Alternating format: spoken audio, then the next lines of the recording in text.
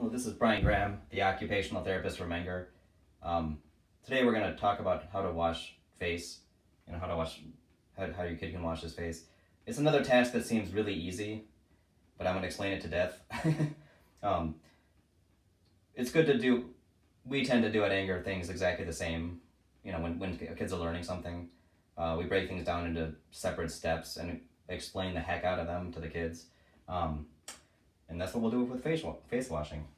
So, we don't need much for face washing. You need a washcloth, soap. I have bar soap here. It could be liquid soap if you want. You might need, if you want, you can get a towel to dry off with.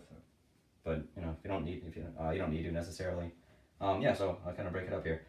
What I'm going to do here is break the face into 4 segments: left side, right side, forehead, mouth. So you have this to the left of the sink. I'll explain why in a second. First you have them turn the water on, get washcloth wet, turn off water, wring out washcloth, get some soap on. Then we break it into the 4 components. So left side of face, right side of face, forehead, mouth. Rinse out. So get the soap and water out. This builds hand strength too.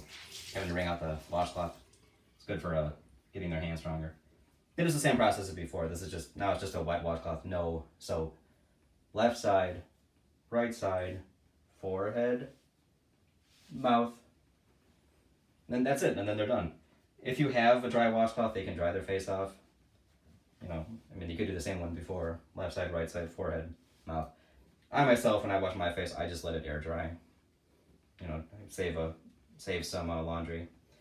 I'm gonna go over why you start with the left. And the reason you do that is for the kid to start figuring out what side is their left hand. So I have this nifty picture here.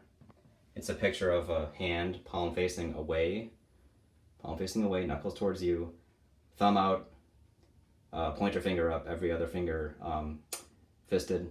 So that's an L. That's an L shape right there. I made a blue L right there. The trick is if they have their hand away from them, if they're looking at their hand, it's an L. Even if they look in the mirror, they're still going to see an L. Okay, so if they know the letter L, you can say, left starts with L. So if they know that this is their left hand, then they can, by process of elimination, figure out that their other hand is their right hand. So to make it even, to reinforce that even more, I keep the washcloth on the left side of the sink here. So when they do this, I'm trying to do this without being too crazy. They pick it up with the left hand, wash left side, it's on the same side of their body. Wash right side, it's on the opposite side. So I try to have them hold it with their left hand. Forehead and mouth don't necessarily matter as much. To state the obvious too, I stop with the mouth. That's 4th. This is 1, 2, 3, 4. Because their mouth is the dirtiest, and you don't want to start with their dirty mouth and then the rest of their face dirty. So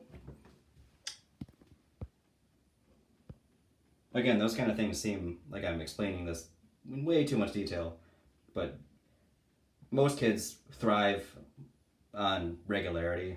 If you teach them the same way every time, they'll eventually automatically do it without even thinking about it. You can do this when they wake up in the morning, before they go to bed at night.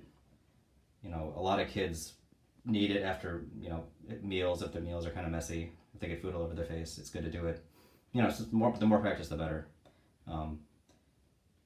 Keeping everything clean. Okay, so I will see you again.